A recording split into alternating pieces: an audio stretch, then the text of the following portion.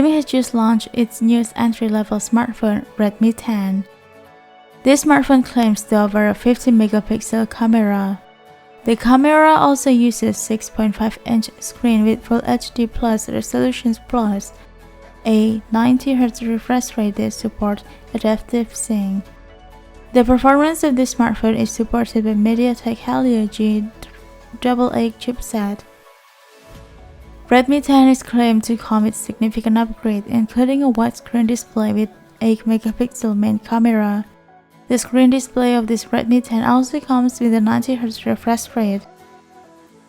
This smartphone from Redmi is also supported by a fingerprint scanner, which is located on the right side. The fingerprint scanner is also the power button for Redmi 10. Still on the right side of the smartphone, there is also a volume button. Then on the left side of the device, there is a SIM card slot that can be opened with an ejector. This SIM card slot can be accommodated to SIM cards and microSD card. Xiaomi also packed this smartphone with a 3.5mm audio jack and IR blaster. The smartphone is also supported by USB Type-C port for charging.